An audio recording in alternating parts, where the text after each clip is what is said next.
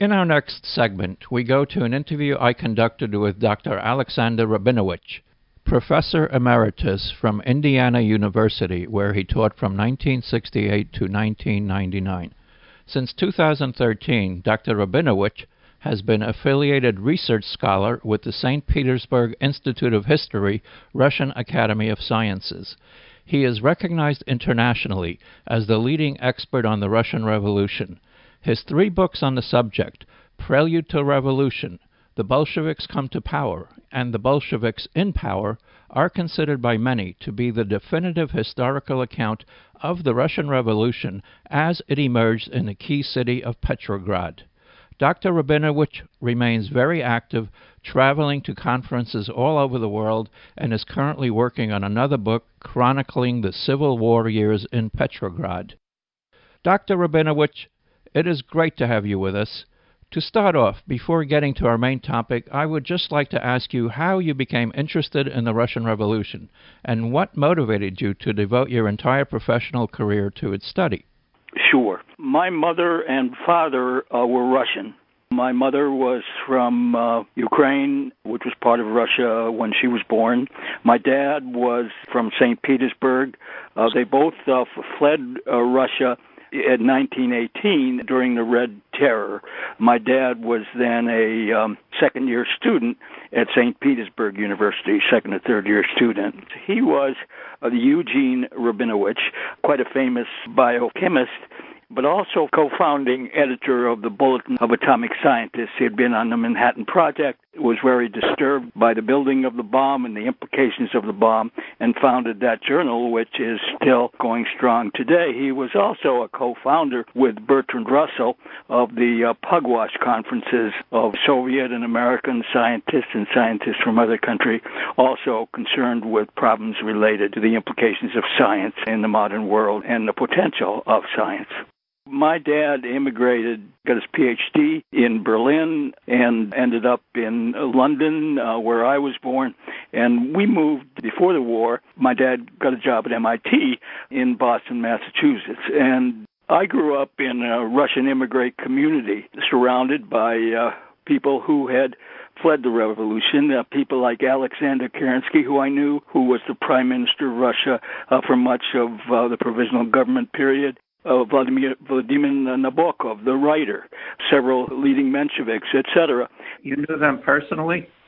Yes. I was fairly young then, but people like Boris Nikolaevsky, who was sort of the archivist of the Social Democrats, was a kind of grandfather to me. He lived in our barn in our summer home in Vermont for years and wrote many of his works there. Irakli Tsereteli, the leading Georgian Menshevik, I remember well. I interviewed Kerensky a couple of times after I got serious about the revolution. But anyway, I grew up hostile to everything about the revolution. But what sort of transformed me, didn't make me a Marxist, but changed my views on the revolution, was work with Leopold Haemsen at the University of Chicago. He was a wonderful teacher, and I became seriously interested in the Russian Revolution. And as soon as I started working in the sources and in the newspaper, I very, very quickly changed my views. It was clear to me that the people I had known as a kid and my parents had been forced to leave Russia. Understandably, they had been the losers in the struggle for power in 1917. But what came out in the sources was that what had happened in 1917 in Petrograd was a fundamental social and political revolution that fascinated me. That's how I became interested in the subject professionally. Haemsen certainly was a very thoughtful social historian, probably on the left, but not, I don't think, Marxist. In any case, he was an inspirational teacher, and with his help, I became fascinated by the subject, and then I was hooked by the material I was finding in libraries and archives, and I went to the Soviet Union in 1963-64, and spent a year there working on the July uprising of 1917, mostly in libraries because archives were closed to Western scholars. More and more, I got fascinated by the subject and turned on by putting together bits and pieces and realizing that I couldn't do a photographic picture, that any picture that I did or any historian does is shaped by his background and his or her own views. But I loved trying to come as close as I possibly could to what actually happened. Well, you have pretty much devoted your entire professional career to the study of the Russian Revolution, and kind of in a microcosm, you focus on what happened in Petrograd, and there basically only for a period of about a year and a half or so, from the July days, which was July 1917 in the old calendar, till about November 1918, when it was the first anniversary of the revolution. You broke some new ground by going through original documents to trace in detail the real dynamics of the relationship between the Bolsheviks, led by Lenin, and the working class and soldiers of Petrograd. In the course of your work, you definitively debunked a number of myths about the October Revolution, and I'd like to ask you to explain what some of those myths are and how your book debunked them. For instance, there's the myth that the October Revolution was a coup engineered by a tiny group of zealots unconnected to the masses, and the associated myth was that the masses in turn genuinely wanted the democratic liberal regime that was supposedly represented by the provisional government. Just this weekend, the Wall Street Journal had an article with more or less this theme about the coup of 1917 and the zealots that led it and so on. So can you explain how your books debunk that myth and what you actually found to be the case? Well, first of all, I found that what was taking place was, from February on, was a major social and political upheaval that was very difficult to stop in midstream. I found that far from being the small band of conspiratorial followers by the numbers of Lenin in seizing power, from February on, the Bolsheviks tried to develop a mass party. They grew enormously among workers and soldiers. They made a great effort to build connections, factory committees in factories and in trade unions, getting strength, and among garrison troops. More than any other party, they were concerned with building roots among the masses. And they helped shape mass views, but they also were shaped by mass views. The party in 1917, far from being this centralized troop movement that I think it's Applebaum describes in the Wall Street Journal, they became a mass party and a decentralized party with relatively democratic decision-making. And this was terribly important in their success.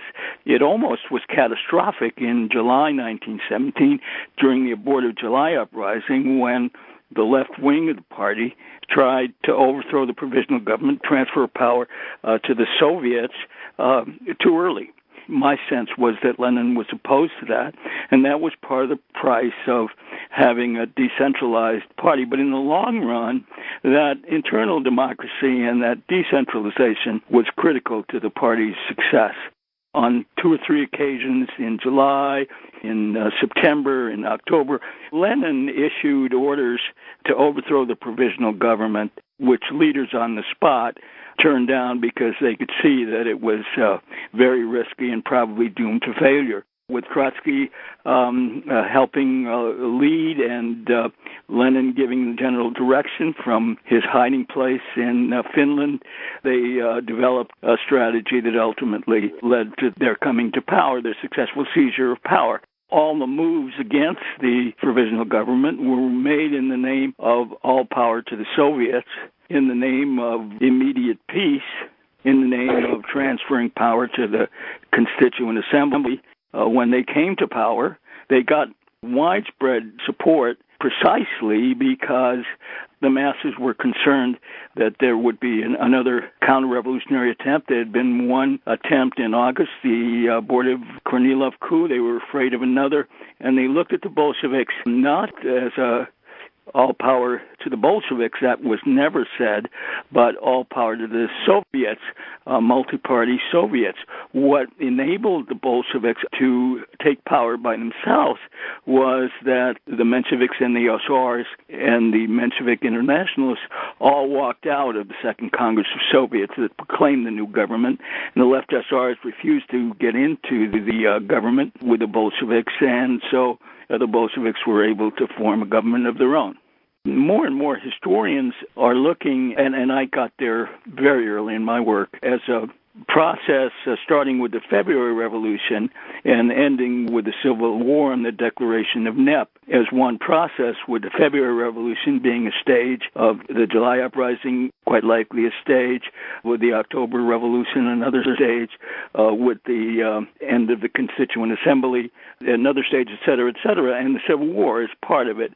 Lenin's seizure power was predicated, as you know well, Alex, on the assumption that the revolution in Russia would help trigger a worldwide socialist revolution starting in Germany. That didn't occur. One of the things I'm finding, I haven't finished my work. You're right that I have focused very narrowly on a couple of years in my work, but I'm finishing up the third, really a fourth volume on Petrograd during the Civil War and the Bolshevik survival in the Civil War, and more looking from that perspective.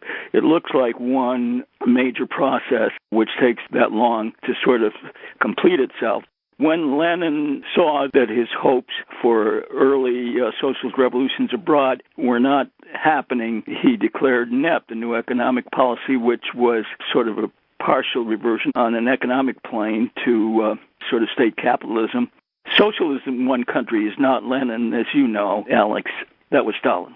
Socialism in one country was never dreamed of by any Marxist prior to Stalin. It was kind of this thing where certain measures that were adopted as a result of necessity were adopted as kind of a virtue once we get to the Stalin period.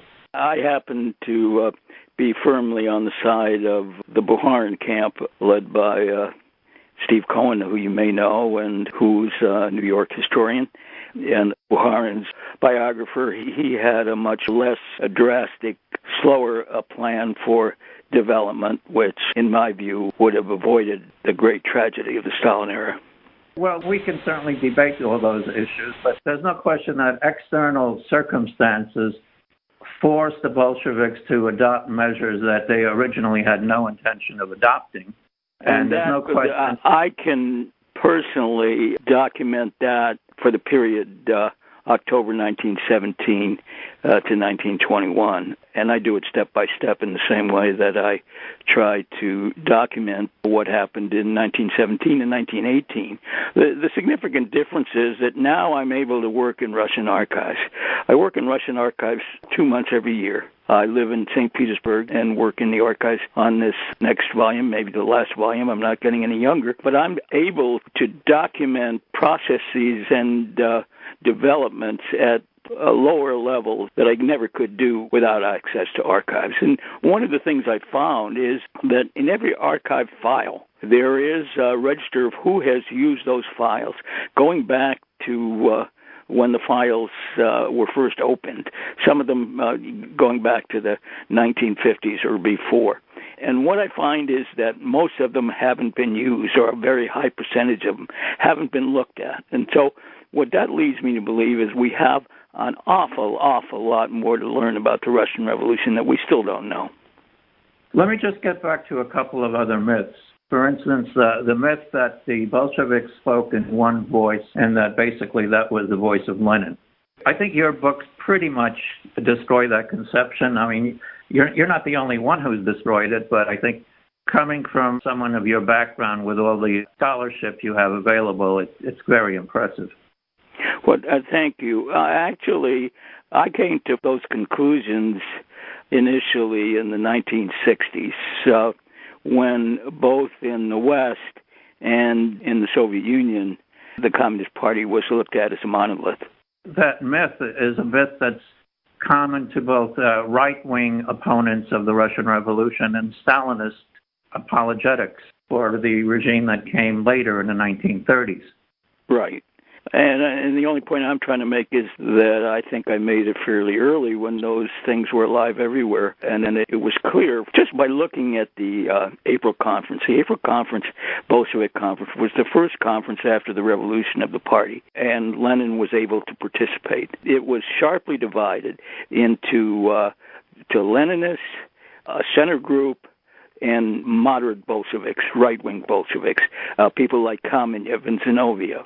They fought it out, and while Lenin sort of won the main fight regarding the direction of the revolution and the continuation of the revolution and transfer of power to the Soviets, the voice of the moderates was very strong, and almost half of the Central Committee were made up of moderates. And when some people on the left said, well, wait a minute, we don't want all those moderates, Lenin said, no, we need them. They have ties to the masses. And Kamenev's voice is important. You'll find that in the April conference protocols. So that Lenin tolerated that lively debate, and that lively debate was essential. In September, when Lenin called for the immediate seizure of power in mid-September, it was way too early. It's clear to all historians now that would have been too early. And a majority of the Central Committee, and there was a national conference in Petrograd at the time, a majority of it voted to ignore Lenin's directives, and that was to the good of the party. And after the revolution, Lenin more or less conceded it. And Stalin conceded that Trotsky had been the main leader to voice the tactics that grew out of the situation on the ground. Why do you think that after your definitive historical account and others, this myth of the Bolshevik seizure of power by a fanatical sect and the authoritarian nature of the Bolsheviks and their inflexibility and why do these myths still persist? They persist for different reasons in different places.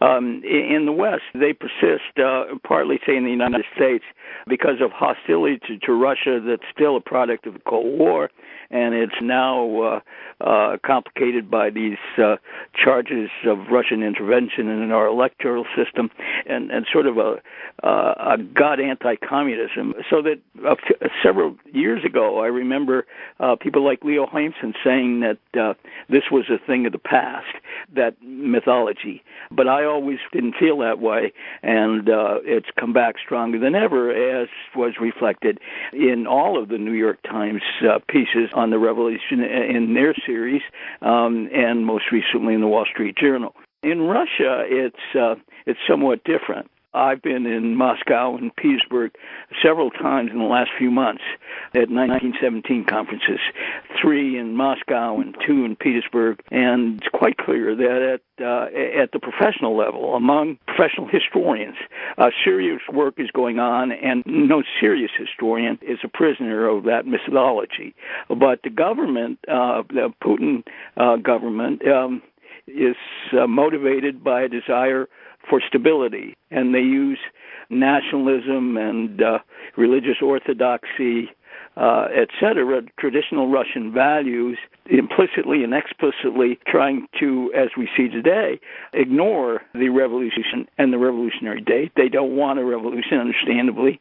They're another authoritarian regime, and that's not in Putin's interest.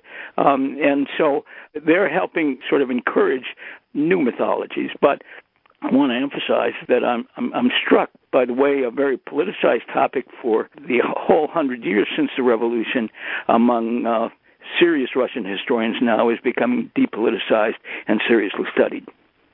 I noted the Putin regime not only ignored the anniversary of the revolution, but they try to replace it by something called National Unity Day, which is, I believe, some invention of the Tsarist regime that celebrates some uprising against the Poles in the 17th century. In any case, it's not the same day, but what you say is true. The Communist Party has tried to organize a few things the last few days, but it's very feeble. Everything you say is true. To end off, could you say a few words about why it's important for us today to remember the Russian Revolution, and are there any lessons for us today about what happened in 1917? Well, different people look at the lessons of 1917 differently. To many Marxists, the 1917 revolution, which was the most important event of the 20th century in the largest country in the world, is an important case study for understanding revolution and making revolution. I just came from a large conference in Brussels. Day before yesterday, I was there for 4 days in a workers' hall in which Lenin spoke in 1914, which was largely populated by devoted communists and remained communists. They were, and they listened to me very carefully, and I know what was in their minds. What can we learn that might be helpful? For me, it's very different. For me, the Russian Revolution is a terribly important example of why it's important to solve political, social, and economic problems before they reach the point where a significant percent of the population sees revolution as the only solution to their problems. But one also, I should add, needs to have an accurate, sensible view of the revolution. If you look at it as a coup, the lesson is very different than if it's a major revolution. The 2 points of view that I described relate to people who see it as a revolution, one side positively, the other negatively.